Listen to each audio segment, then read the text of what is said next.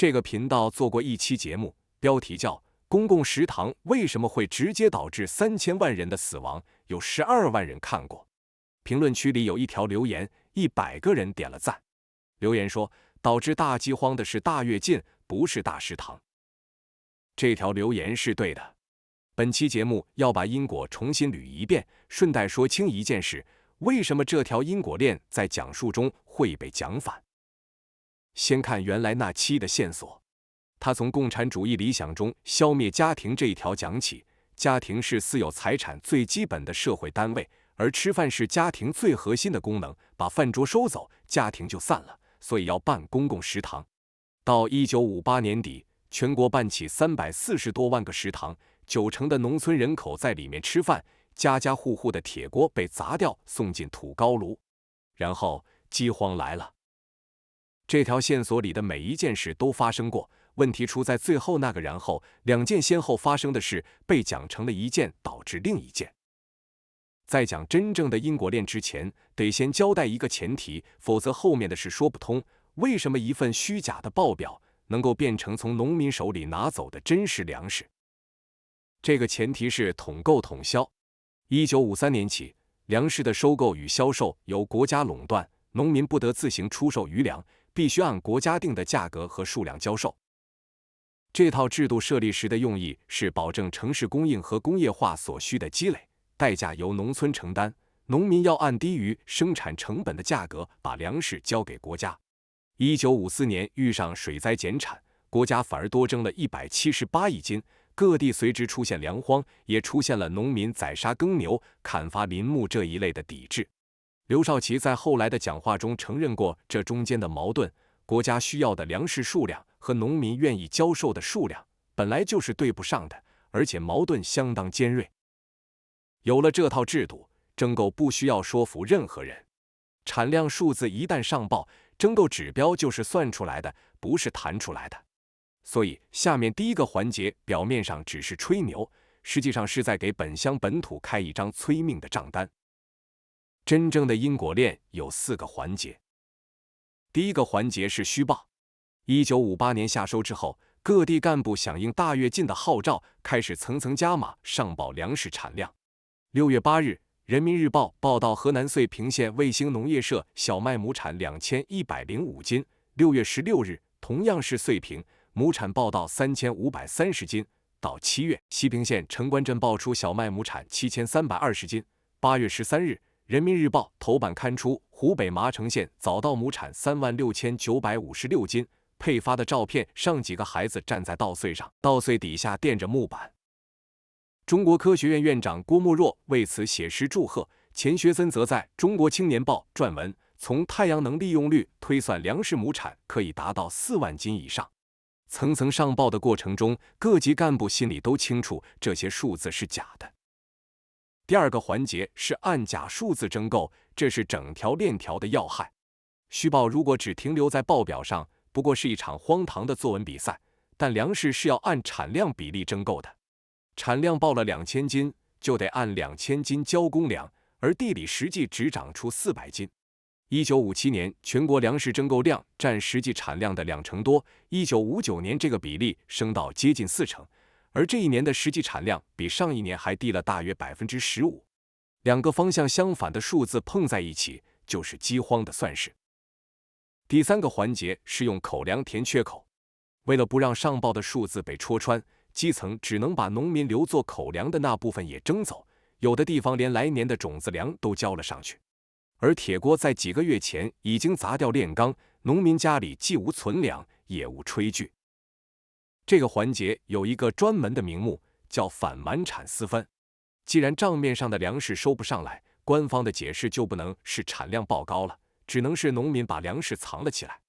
于是层层开会，挨户搜查，逐人逼问，凡是交不出的都算瞒产。杨继绳在墓碑中记录了这场运动的处罚手段：吊打、罚跪、游街、扣饭、冷冻，名目有几十种。其中有一个细节最能说明这套机制怎么运转。信阳地区罗山县彭新公社有17名预备党员，在反瞒产中动过手打人的16个，全部按期转为正式党员，剩下那一个因为没有打人，不予转正。打人在这里不是失控，是考核指标。第4个环节是封锁消息。河南信阳地区是这一环最集中的例子。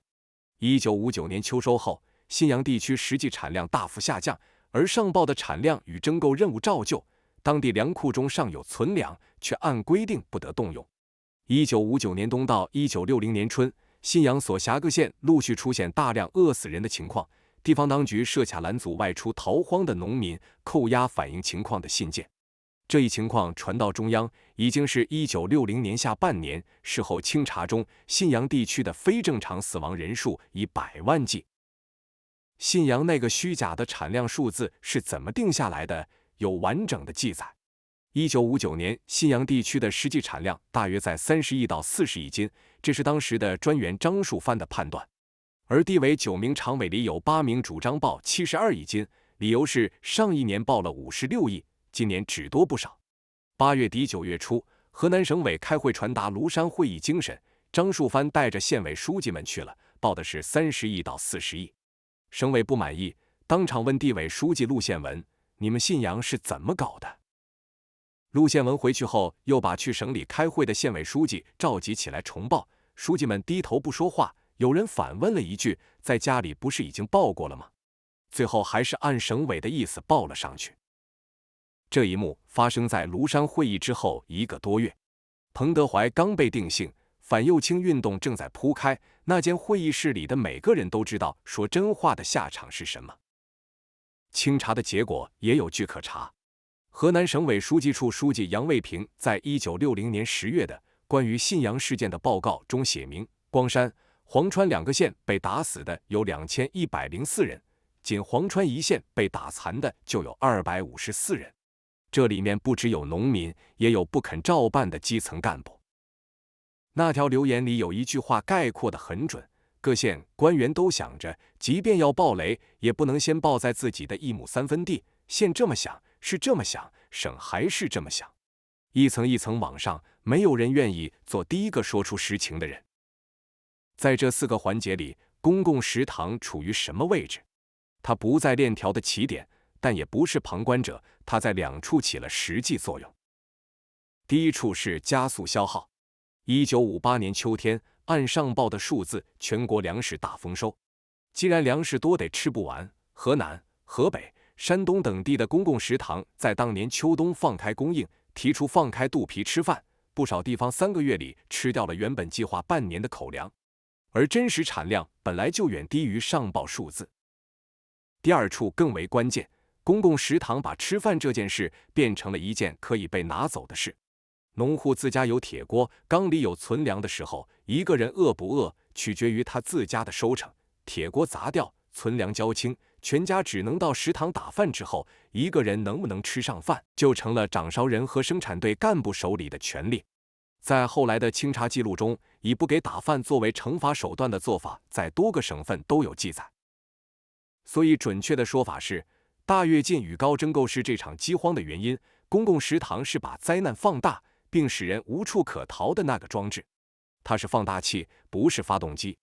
原来那期节目把放大器讲成了发动机，这是实质性的错误，不是措辞问题。与本期主题相称的还有一件事，这场灾难究竟死了多少人？这个数字本身也是有争议的。原来那期节目的标题里写的是3000万，这个数字流传最广，但它并非定论。中国官方从未公布过死亡人数，学界的估算差距很大，偏低的一档在1700万上下。杨继绳在墓碑中给出的估算是3600万，冯克在毛泽东的大饥荒中给出的数字接近4500万。差距如此之大，是因为算法不同，有的只计算非正常死亡，有的还要加上少出生的人口，有的依据户籍统计，有的依据后来的人口普查倒推。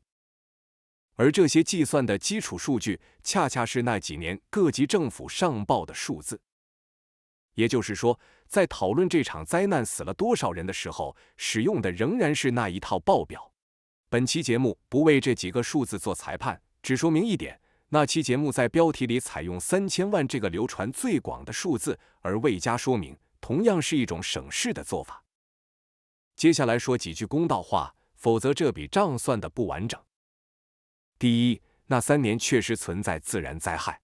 1959至1961年是气候偏差的年份，旱涝均有发生。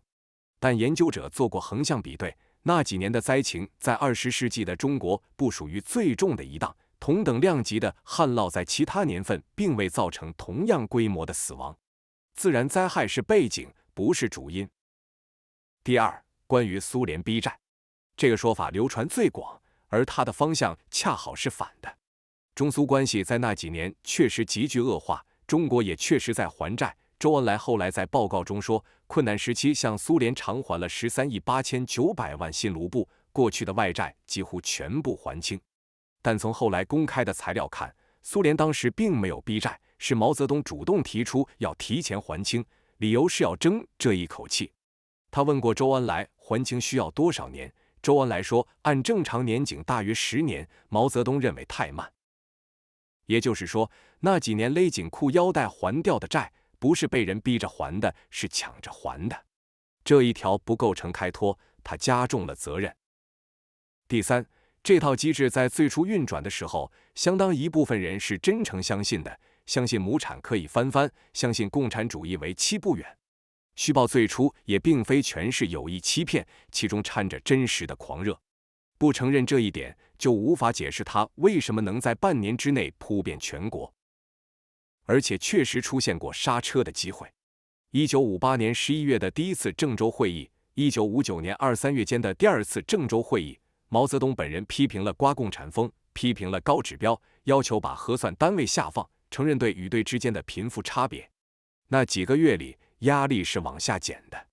有过这样一段，才谈得上后来是主动放弃。但真诚不能免责，因为这个方向没有维持满半年。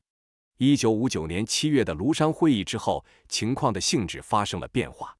彭德怀在那次会议上递交的意见书中已经写明浮夸风、小高炉等问题，随后被定性为右倾机会主义反党集团，黄克诚、张闻天、周小舟同时受到牵连。会议之后，全国开展反右倾运动，数百万干部受到批判。从这一刻起，继续上报假数字的人知道自己在做什么。这场灾难是怎么收场的，也应当说清楚。转折出现在1960年冬天，中央开始在农村纠偏。1961年6月，中央下发的《农村人民公社工作条例》修正草案取消了公共食堂，农民重新回到自己家里做饭。1962年1月到2月的7000人大会上，刘少奇当着7000名干部转述了他在湖南农村听到的一句话：3分天灾，7分人祸。全国粮食产量要到1965年前后才回到1957年的水平。从第一个虚假数字上报到一切恢复原状，中间隔了7年。回到本期开头的问题，为什么这条因果链会被讲反？原因在于公共食堂比征购数字更容易被讲述。对比这两种讲法，第一种，一批干部在报表上填写了虚假产量，上级依据虚假产量下达征购指标，基层为完成指标收走农民口粮。第二种，他们要消灭家庭，砸掉了每一口铁锅，让几亿人到一个大棚子里排队吃饭，有人在那里放开肚皮，有人在那里被扣下饭勺。第二种讲法有画面，有人物，有象征，有反讽。第一种讲法只有报表和百分比，而真正致人死亡的恰恰是那些报表。一件事的可叙述性与它在因果链中的重要性经常是相反的。灾难真正的运转机制往往形态枯燥，一个数字，一道指标，一份文件，一个无人敢改的截止日期，而它引发的场景则充满戏剧性。讲述者本能地扑向后者，因为后者可以拍摄，可以复述，可以被记住。于是食堂被记住，报表被忘掉。而同类的事情下一次发生时，不会以食堂的形式出现，它会以另一份报表的形式出现。那条留言的作者自己把这条线索接到了当下。他提到李克强，据公开报道，这位前总理不完全采信统计部门公布的经济数据，而是另外关注3项指标：用电量、铁路货运量、银行贷款发放量。理由是这3项相对难以注水。这一做法后来被外界称为克强指数。一国总理需要另找一套替代指标来估算本国的真实经济状况，这件事本身已经说明了问题。把60年前的事与今天简单化等号并不严谨，但其中的机制是同一个。当一个数字既是考核标准，又由被考核者自行填报，而填低了要担责，填高了无人立即查证，那么这个数字必然向上走，它一路向上，直到某个环节需要有人按这个数字兑现真实的东西。1958年需要兑现的是粮食。